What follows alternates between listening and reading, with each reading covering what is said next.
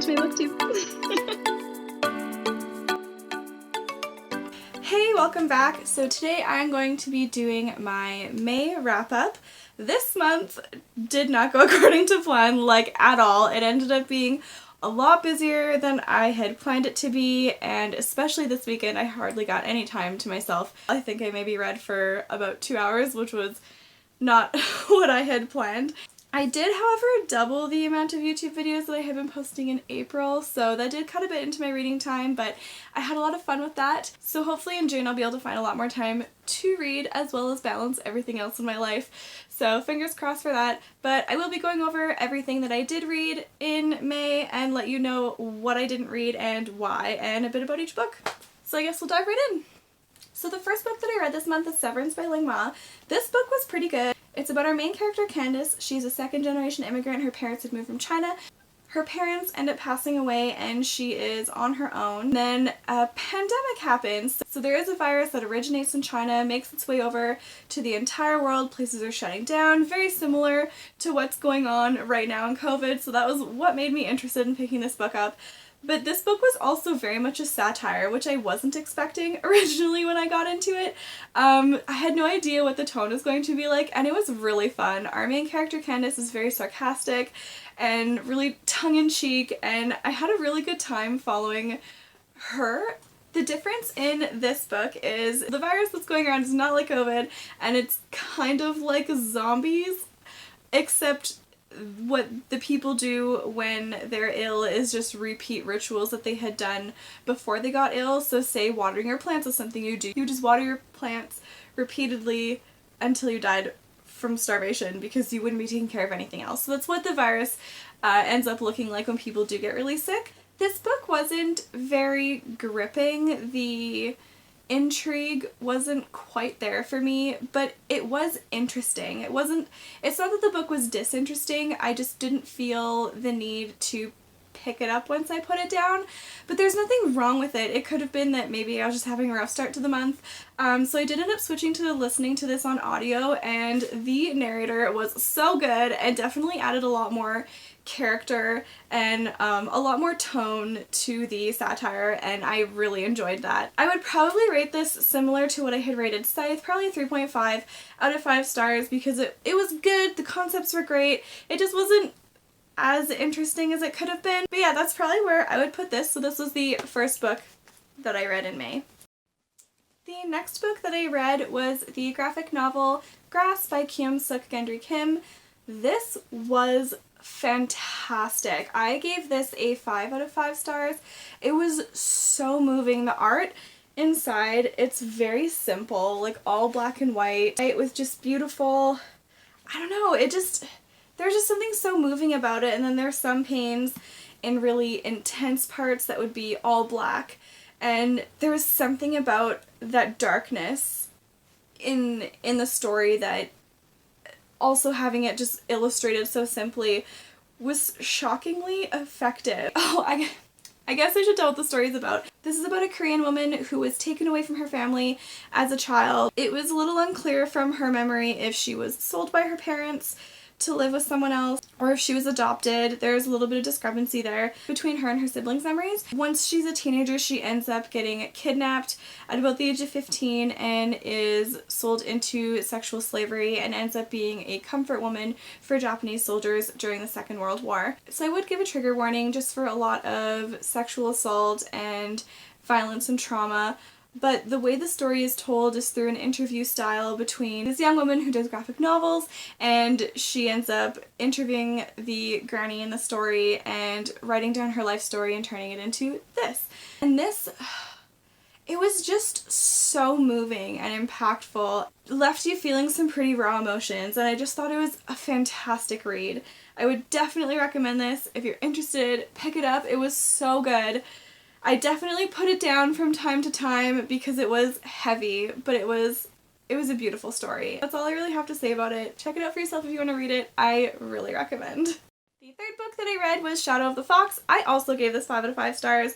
This story is about 2 of our main characters. One of them is Yumeko. She is a young kitsune, so she's like part fox, has ears and a tail but also looks like a girl. She also uses glamour and trickster magic so that she just looks like a girl so that nobody knows that she is kitsune. She's very playful and cheerful and positive and really optimistic and always just wants to help. She grows up in a temple that is there to keep a portion of a scroll safe. This scroll grants a wish once every 1,000 years, and they don't want this to fall into the wrong hands, so the scroll has been split up into multiple different pieces, and they're there to protect so the wish can't be used for evil. It happens really early on that she ends up needing to flee the temple with a piece of the scroll and keep it safe, and she ends up running into our second main character, Tatsumi. So Tatsumi is a samurai of a more secretive group. He uses shadow magic and is very serious, but he has a soft spot. You can tell that he is also an empathetic character, but he blocks himself off from his emotions due to the type of magic and the blade that he uses, which I'm not going to get too into just in case it spoils anything. But they are very opposites in many ways, and watching them interact with each other and get to know each other was so much fun, and it was so cute, and the other characters that they meet along the way, it definitely reminded me of like very anime story-like. But it was so much fun. The characters are so great. I really enjoyed this story, and I can't wait to pick up the second book. I'll definitely be picking that up in June. I also ended up switching to listening to this on audio as well because things got really hectic, so I needed to listen while doing other things at the same time, and both the narrators for both of our main characters were excellent. I highly recommend either the book or the audiobook if you want to pick up the story. It is so good. It was so much fun. The pacing was fantastic. I was intrigued. I didn't want to stop listening or reading the book as I was going through all of it. This was really good as well. So the last book that I started, I haven't finished. I almost finished it last night, except I fell asleep. So I will finish it tonight, so I'm still going to count it as done for the Asian Readathon because I was so close. But it is The Weight of Our Sky by Hannah Alkoff. This was also a really good story. I'm probably going to rate this 4 or 5 as well. It was a really good reading month for books.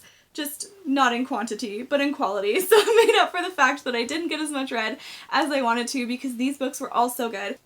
But Weight of Our Sky, this is about our main character, Melati. She is a teenage girl during the 1969 race riots in Malaysia, which is already a stressful enough situation, but to make things even more difficult, she has OCD. During this time in Malaysia, mental health wasn't quite discussed or understood or really talked about and was kind of something taboo, so she doesn't understand what it is that she has, and she believes that she has a jinn that has possessed her to need to do all of these things, like count to 3 and tap on certain things in a certain order and organize things in a certain way or pace for however long until she gets it right in order to keep her mother alive, because she's really concerned that if she does any of these things wrong that her mom will die, or the jinn will constantly show her images of her mother's death in varying different ways. The pacing of this book was pretty quick. You jump right in to her personal struggles first, and the way that it was written, I just felt a lot of the emotions with her. It was really impactful, and then the story itself picks up really quickly. The stakes are very high, and it's just, it's such a moving read. I can't wait to finish the last few pages in here. I'm almost there, and then hopefully I'll be able to give the final summary on what I think of the ending. But this book was so good, and that is unfortunately all that I actually finished this month, but I'll get into the rest in just a sec. The next 2 books that I really wanted to get to this month was Wicked King by Holly Black and The Kingdom of Back by Mary Lou. I wanted to read these so bad this month, but unfortunately I ran out of time, so that means that I will be picking them up in June, so you'll see them in my next video for my TBR. Woo! Surprise! So the reason I didn't pick these up, I mean, not that an explanation is owed, but just in case you're interested, the reason I didn't pick them up is every weekend something happened that I got busy, and I would just push it off to the next week and be like, I got time. And then I had a 3-day weekend this past weekend. Ended up being the busiest one of the month. I'm still really looking forward to reading these. I've heard amazing things about both of them. I really want to read them, so they will be the first ones probably that I start off with in June. So the last two books that I had on my TBR for this month were intentionally held off. One of them is The Sword of Destiny. This one I'm actually going to be doing kind of a buddy read with a friend that I met on BookTube and Bookstagram in June, so we purposely held off on this one, which is fine because I probably wouldn't have had time to read it anyway. And then the other book that I held off on is The Well of Ascension by Brandon Sanderson. This is the second book in the Mistborn trilogy. I read the first one in February or March, and I really wanted to read the second one, but I intentionally held off on this one as well because the friend who I'm buddy reading Sword of Destiny with, her and another friend that we made on Instagram, we're going to do a buddy read of the entire trilogy together, so I will be rereading the first book starting in July, but that's okay because it was really good and I was hoping to do a review on the series anyway, so a refresher would probably be a good idea. But yeah, that is my whole month.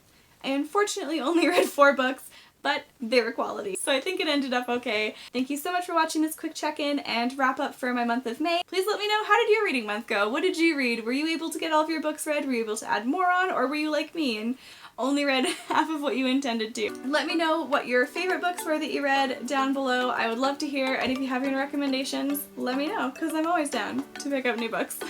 Thanks so much and have a wonderful day, you guys. I appreciate you. Bye!